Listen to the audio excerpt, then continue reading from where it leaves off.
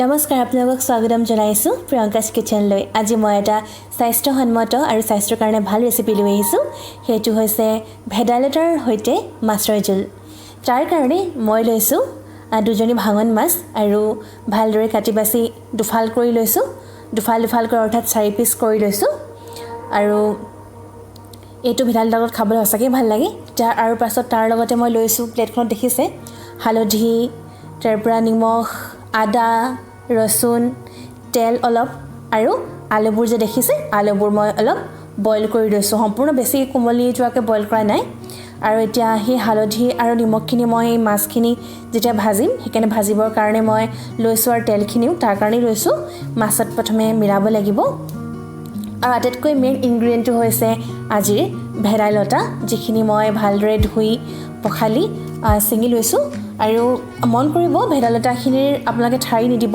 যদি ঠাৰিটো দি দিয়ে কি হ'ব, ভিতৰত অৰ্থাৎ মানে তিতা ভাৱটো বেছিকৈ আহিব।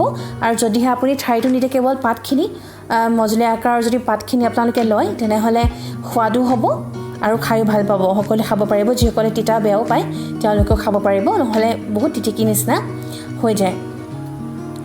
আজি মই তাৰে এটা ৰেচিপি একদম সাধাৰণভাৱে, চাওকচোন, বেছি ইনগ্ৰিডিয়েণ্ট নালাগে, সেইখিনিয়ে আজি মই ভেদাইলতাৰ মাছৰ জোলখিনি বনাম। তাৰ কাৰণে প্ৰথমে মই তেলখিনি মাছত লৈ লৈছোঁ। আৰু তাৰপিছত যেনেকৈ আমি মাছ ভাজিবৰ কাৰণে যিটো প্ৰিপেৰেশ্যন কৰোঁ, সেয়াই তাত আমি হালধি লৈ ল'ম। হালধিৰ লগতে নিমখখিনিও তাতে দি দিম। নিমখখিনিও দি দিলোঁ। তাৰপিছত ভালদৰে সানিব লাগিব। এইখিনি যেতিয়া সনাৰ পাছত যেতিয়া মই ফ্ৰাই কৰিম, ফ্ৰাই কৰাৰ সময়ত মই ভেদাইলতাখিনি মিক্সিত দি ল'ম। আৰু ভেদাইলতাখিনি যেতিয়া মই মিক্সিত দিম, তাৰ লগতে মই আদা আৰু নহৰুখিনিও মিক্সিত দি দিম। আৰু যিমানখিনি আদা কাটি থৈছোঁ, আপোনালোকে দেখিছে, বহুতখিনি কাটি থৈছোঁ, গোটেইখিনি নিদিওঁ। তাৰ আধাহে আদা মই ব্যৱহাৰ কৰিম। আদা থাকি যাব। কিন্তু ৰচুন দিমেই বাৰু, ইমানকৈ নিদিওঁ। কিন্তু পিঁয়াজ ব্যৱহাৰ কৰা নাই মই আজি। এতিয়া মই মাছখিনি ভাজিবলৈ যাওঁ। আৰু লগতে ভেদাইলতাখিনিও মই মিক্সিত দি দিম। এয়া তেল কেৰাহীত গৰম কৰিছোঁ। যেতিয়া তেলখিনি গৰম হৈ আহিব, তেতিয়া মই মাছ কিপিচ তাত দি দিম। এখন হাতে কৰি আছোঁ, অকণমান অসুবিধা হৈ গৈছে বাৰু। এয়া মাছ কিপিচ মই দি দিলোঁ কেৰাহীখনত। মাছখিনি গৰম হয় মানে মই বাকীখিনি কাম কৰিব লাগিব। তথাপিও অলপ গল্ডেন ব্ৰাউন হৈ লওক।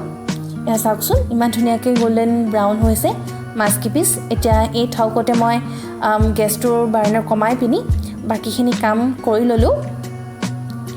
মিক্সিটো মই মাৰি ল'লোঁ, যোনখিনি ভেদাইলতা পাত আছিলে। এয়া চাওকচোন, ইমান ধুনীয়াকৈ এতিয়া মিক্সিত কৰিব পাৰিলোঁ। অলপ পানী দি দিলোঁ। পানী, আদা আৰু নহৰু, এই মিশ্ৰণটোত সেইখিনি আছে। নহৰুও আছে, আদাও আছে, আৰু ভেদাইলতা, আৰু অলপ পানী, বেছি পানীও নহয়, অলপ পানী, যিহেতু পাতখিনি মিক্সিত দিয়াৰ লগতে অলপ পানী ওলাবই। বইল আলুখিনি, এই যে তেলখিনি ব্যৱহাৰ কৰিছোঁ, মাছ ভজা তেলেই হয়, কিন্তু তাৰ পৰা অলপ তেল মই বাকীটো ৰাখি দিলোঁ। ইমানখিনি তেল যিহেতু আমাক আলু ভাজিবৰ কাৰণে নালাগে। এয়া দেখিছে, বাতিটোত মই তেল অকণমান কাঢ়ি ল'লোঁ। এতিয়া মই যেতিয়ালৈকে অলপ গল্ডেন ব্ৰাউন হ'ব আলু কিপিচ, তাত মই ভাজিম। আৰু যে সেই মাছ ফ্ৰাই কৰোঁতে যিখিনি মাছ মানে মিশ্ৰণত দিওঁতে যেতিয়া যিখিনি হালধি আৰু নিমখ থাকি গৈছিলে, সেইখিনি মই এই আলুখিনি ভাজোঁতে দি দিলোঁ। বিশেষকৈ একো এক্সট্ৰাকৈ মই ব্যৱহাৰ কৰা নাই, নিমখ আৰু হালধি। এতিয়া আলুখিনি প্ৰায় হৈয়ে গ'ল। ইয়াত মই যিটো মিক্সিত মাৰিছিলোঁ ভেদাইলতা, সেইখিনি মই দি দিম। আৰু দি পিনি অলপ হিলাই দিম হেতাই দি।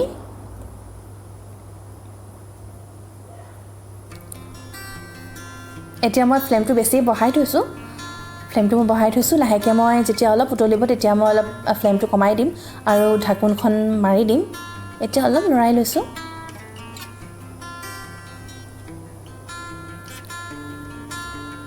আপোনালোকে দেখিছে, লাহেকৈ ধোঁৱা ওলাবলৈ আৰম্ভ কৰিলেই মই অলপ পানী দি দিছিলোঁ। ধোঁৱা ওলাবলৈ আৰম্ভ কৰিলে, অৰ্থাৎ উতলিবলৈ ধৰিছে ভেদাইলতা জোলখিনি। এইদৰে আৰু অলপ দেৰি উতলিবলৈ দিম।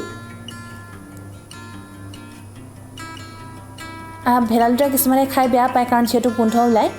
কিন্তু এতিয়া যেতিয়া আপুনি ৰান্ধিব, তেতিয়া কিন্তু ইমান গোন্ধটো ওলোৱা নাযায়, যদিহে আপুনি বেছিকৈ ঠাৰিবোৰ ইউজ নকৰে, অকল পাতবোৰেই ইউজ কৰে। এতিয়া মই ঢাকোনখন দি দিলোঁ। অলপ দেৰি মই ৰাখিব লাগিব তেনেকৈ এই ঢাকন উঠাই চালোঁ দেখিছোঁ কি ভালদৰে সিজিছে ভালদৰে আলুখিনি সিজিছে মই অলপ আলু এডোখৰ ভাঙি চাইছিলোঁ যিহেতু ইমান বেছি মই বইল কৰা নাছিলোঁ আলুখিনি খুব কম পৰিমাণেহে মই অলপ বইল কৰি লৈছিলোঁ যাতে জোলখিনি বনোৱাৰ সময়ত মাছখিনি বনোৱাৰ সময়ত সহজ হয় অলপ সোনকালে হয় যিহেতু আলু সিজিবলৈ অলপ দেৰি লাগে এতিয়া মই মাছকেইডোখৰ দি দিম যিহেতু দিব পৰা হ'ল জোলখিনি উতলোৱা আহিলে অলপ দেৰি ঢাকি থৈছিলোঁ মাছকেইপিচ মই দি দিলোঁ তাতে এতিয়া দি মই আকৌ ঢাকন দিব লাগিব কিন্তু অলপ দেৰি ৰৈ দিছোঁ কিন্তু এতিয়াও জুইখিনি কম ফ্লেমতে আছে বেছিকৈ মই দিয়া নাই নহ'লে হঠাতে উতলটো গুচি আহিব এতিয়া মই ঢাকনখন দি দিলোঁ এতিয়া মই চাওকচোন ঢাকনখন উঠাই চাইছোঁ প্ৰায় বইল হৈ গ'ল পানীখিনি উতলি আহিছে মাছকেইপিচো কোমলেই হৈছে কোমল হৈ গ'ল অলপ কোমল হোৱালৈকে ৰাখিব লাগিব মাছকেইপিচ নহ'লে মাছৰ যিটো সোৱাদ সেইটো জোললৈ নাযাব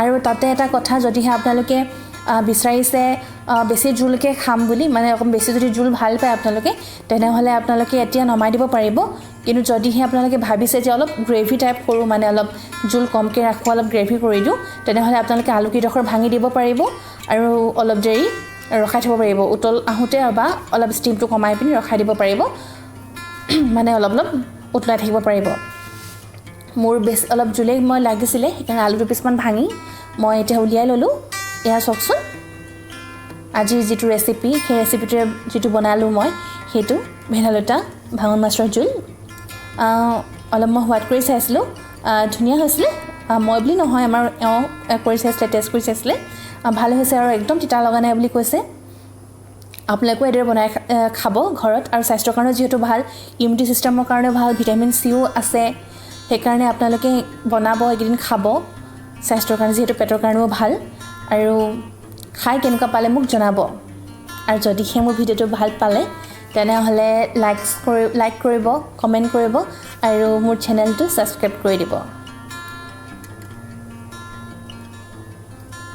ধন্যবাদ